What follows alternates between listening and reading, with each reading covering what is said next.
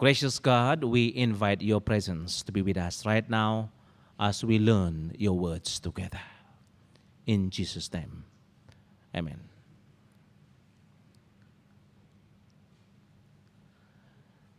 When you go to someone's house, what would be the first thing you need to do? Many of us will say, you knock at the door so that someone inside invites you in. Open the door and let you in. Some people say, just say a word, knock, knock, without knocking. I'm coming. You ever heard that? Knock, knock. Open the door for me. Some, my culture, we just say, hoi, hoi. Meaning, open the door, I'm knocking, hoi, hoi. Just say, someone's father, hoi, hoi. Someone's father, just like me. My daughter is Sherlyn. They will say, hoi, hoi. Sherlyn's father in? It means, I'm knocking at the door. Please, open the door. Now, in whatever language you use, it summarizes to each one of us an important idea of asking a permission, right? Asking a permission from the owner of the house to let you in. Asking a permission from someone who is so important in that house, who owns that property, to let you go in to the house. Someone at your door. Very early, I got this picture of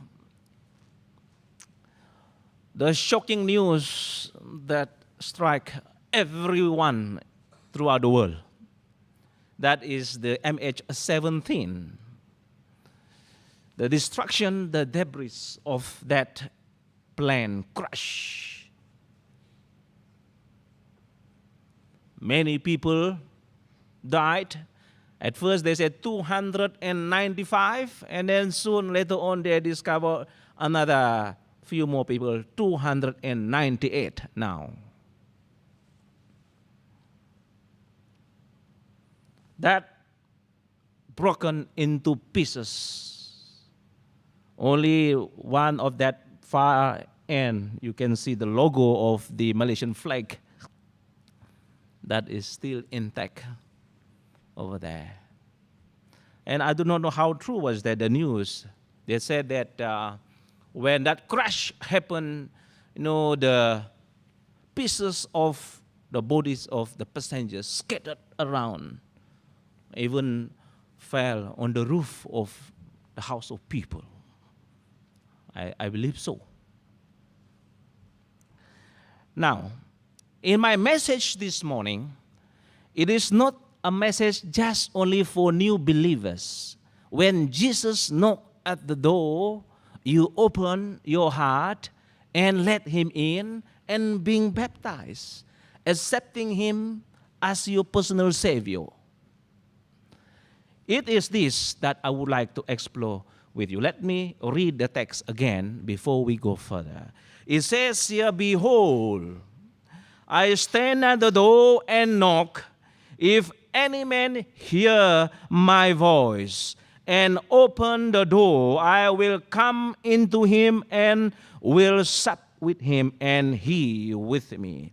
You see those important lines I underline over there. Behold, any man here, open the door, come in, sup with him. These are those words, the emphasis of my sermon this morning. Now, this is the message I would like to bring to you. It is to me, when I see all these things happening, the MH17 happening yesterday. There's a knocking at the door of our hearts that something is coming. When I read this text, this is the message I see. It is a message of peace, a message of hope and reconciliation. There are three important aspects that comes from this message of Revelation chapter 3, verse 20. A message of peace, hope, and reconciliation. There are three things in this idea of this text. The first one is a preparation for the coming king. Preparation of the coming king. When is Jesus coming? Soon will come. What is your preparation of him coming? Number two is the changing the way we think and live that requires us to self-examine ourselves. This is important. Self-examine ourselves. Knowing what has happened yesterday and so many things happening around us, how do you examine yourself as the king is coming soon?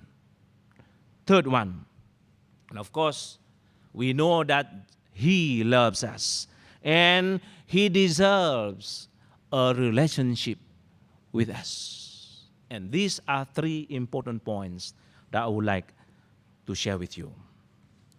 Now, in this text of Revelation chapter 3, verse 20, there are few of these important highlights. The first one I see here is the command. Behold, the command, I am here. I am here ready to come. I am here knocking at the door. And in that aspect of what we see here, behold, there are three things. It is what is required of us. When it says, behold, it's a kind of an announcement. It's a kind of telling people an indication that, something is coming. Something is coming. Yeah. When something is coming, what would be our response? Our response is to look up. Next one is to look his way and to be attentive, to know what is happening around us, knowing what are those signs that we can determine, that we can see, telling us the closeness of time. And at the same time, to hear him and to obey him.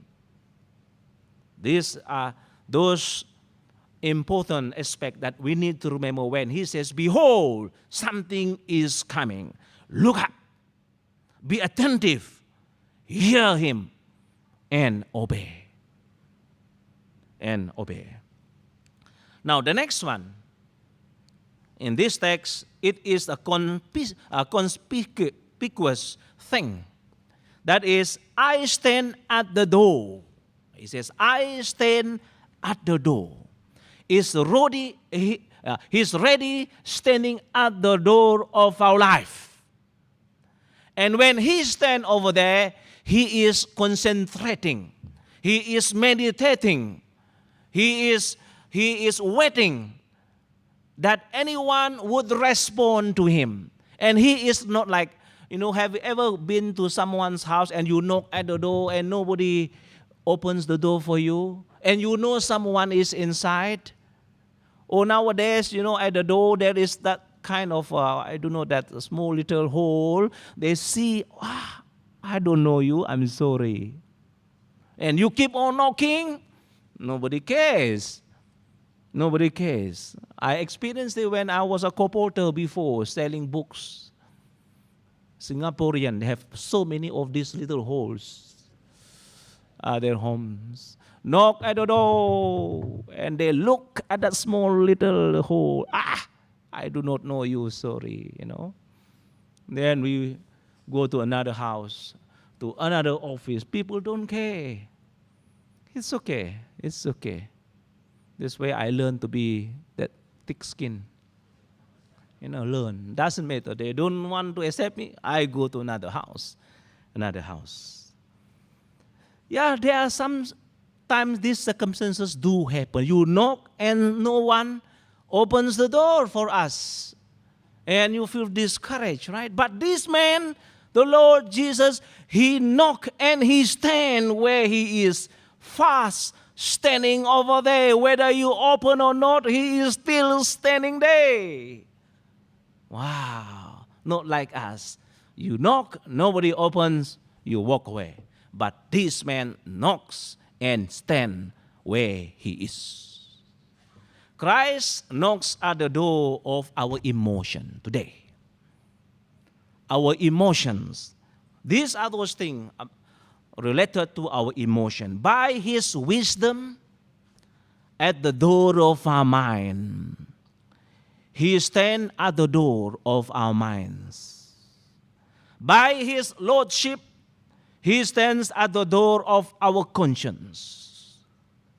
Think properly whether he is your God. And he said, if you accept him as his Lord, and of course with your conscience, that is clear to tell him, this is my Savior. I better open the door for him. By his promise, he stands at the doors of man's hope. He stands at the door of man's hope. What is that hope? The hope of salvation. The hope of giving us the victory that we need, that we have been waiting for after seeing all the unforeseen circumstances that do happen all around us. Unbelievable things happening around us right now. What is that hope? Hope of giving up? I do not want to be a Christian anymore, because if I am a Christian also, I face problems, a lot of consequences of the result of sin. Do I give up? Or still having that hope? Hold on, hold on. I stand at the door and standing over there. To our emotion, our wisdom, to the door of our conscience, and to our hope. Next one, the convicting thing. In that verse of Revelation 3, verse 20, is the convicting thing. I knock. Now it's an action. He is not just standing there and waiting for you to open. There is an action done by the Lord. He stands firm, refusing to leave, and now action, knock at the door, right? Either he knock at the door, or he will say, "Oh, open the door for me." Oh, knock, knock, I'm coming. Doesn't matter. Asking a permission, an action done after standing there for a while, waiting for you. It is always the knock of love. The knock of love. Christ standing at the door of our life, ready to enter in and bless his waiting people with his presence. Are you waiting? You want his presence to be with you. Of course, we have been waiting for so long. Are you tired living in this world? Maybe young people don't think so. Life is that long. I don't see any bad things will happen. I will not die soon. But older people like us will begin to think, money is not everything. I'm going to die soon. Look handsome, strong, but soon I become weak. Begin to think. Now, we are waiting for the Lord, waiting people with his presence, it says here. He is ready to enter. Next one is the condition, the conditional thing. The conditional thing, if any man will hear my voice and open the door, that is the condition. If any man will hear my voice and open the door. Now let us explore a few of these aspects of any man hear his voice and open the door. Obey. The first one here I put here, Abraham. Did Abraham obey the Lord? You sacrifice your only beloved son, Isaac. Oh, something great. Will you obey? Kill your son if you love me. Impossible things to do, but obedience pays. Abraham obeyed the Lord.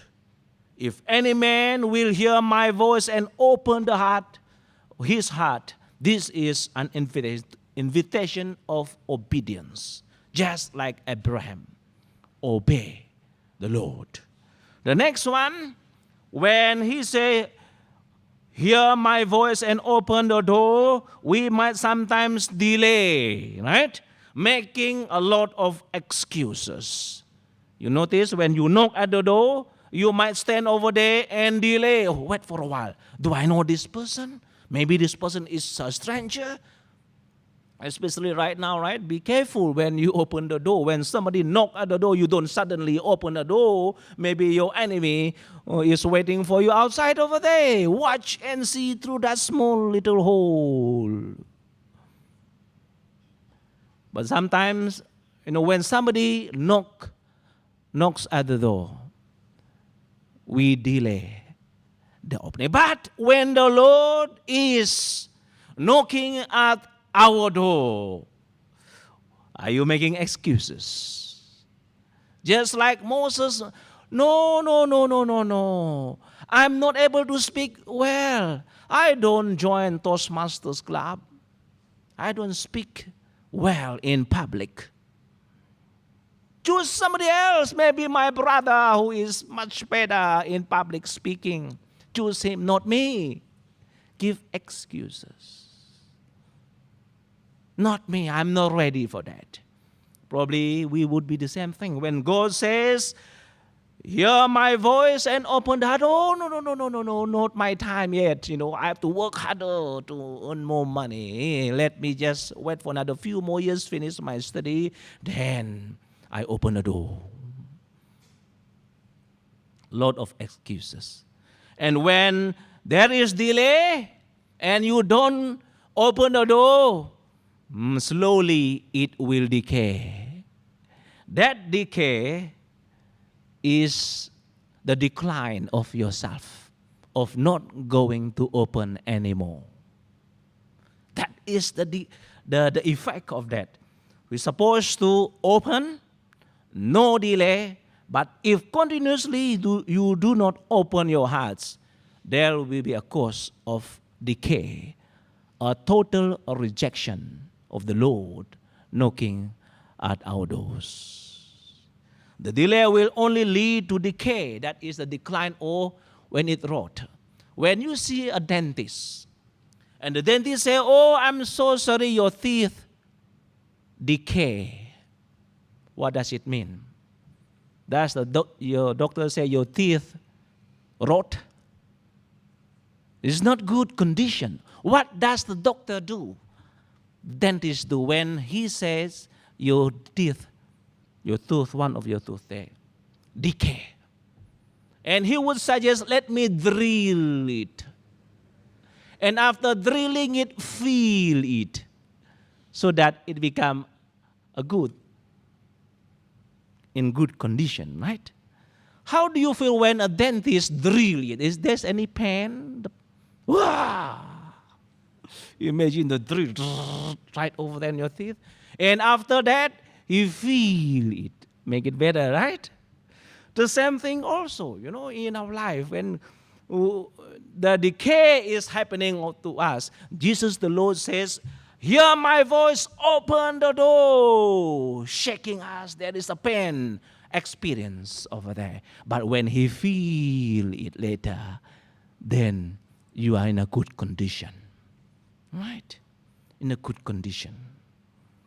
Don't let it decay.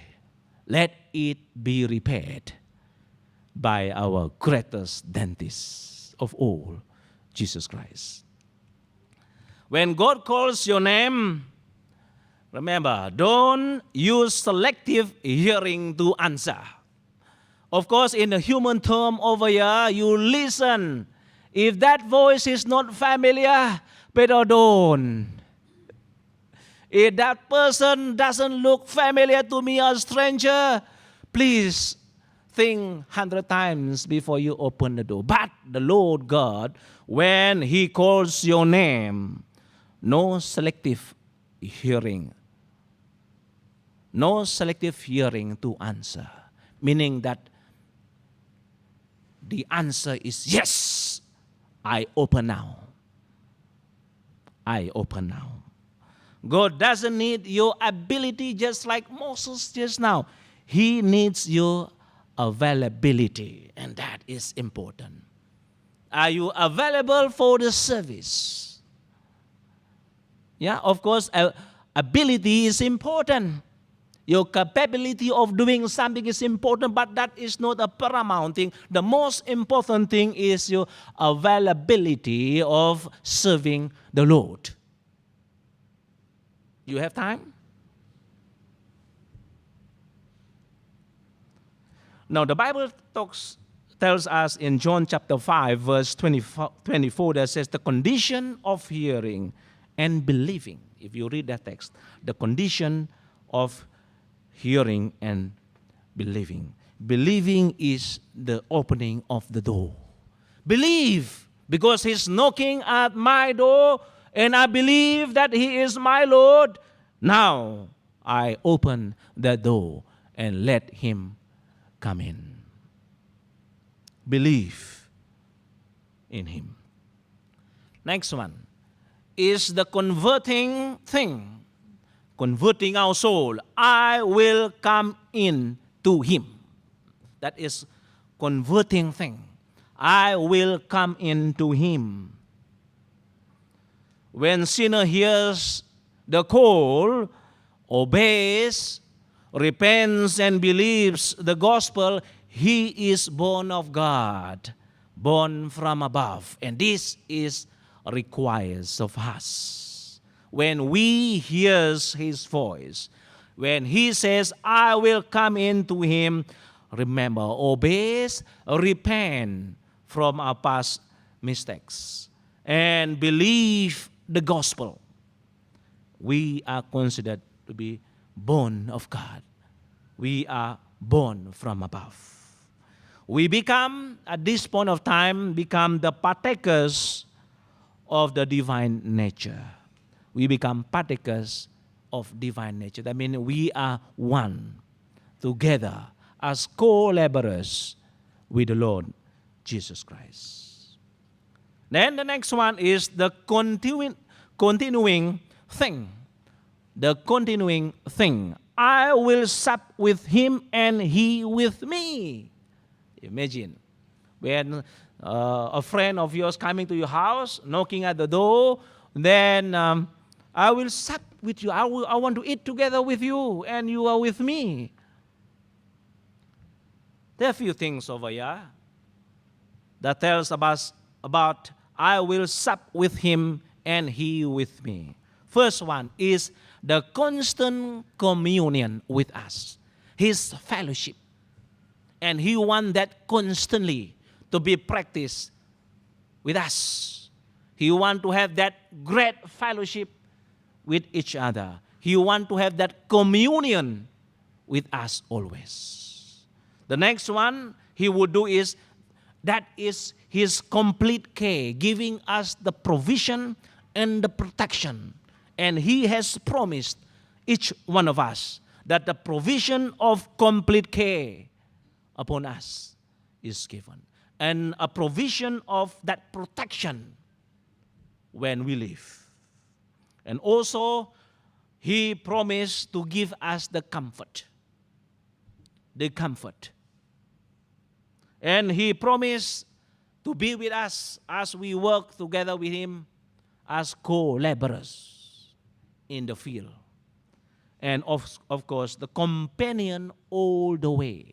And God is saying, when I am being invited in and I am with you, I will be your companion not just one day. It is all the way home to heaven. All the way home to heaven. And that is His promised for each one of us. As we close this morning, there are two invitations for each one of us to ponder upon. The first one, if you are here today, sitting here, and you don't have the proper response to His calling, better take care of it now. How? Respond positively, allowing Him to enter in now, not allowing Him to wait that long. Otherwise, decay can happen. Respond now. Next, when God calls you, He will provide the means. Remember that when He calls you for service, He provides the means and the methods of doing it. You have to remember it is not you, but Christ that lives within you, who is doing it through you. And that's the good news. We can do all things through Christ that strengthen us. It is not us, but the Lord Jesus Christ promised to be with us. He provides the means and the methods for us to cooperate with Him as we serve Him. May the Lord bless each one of us today. God bless you. Amen.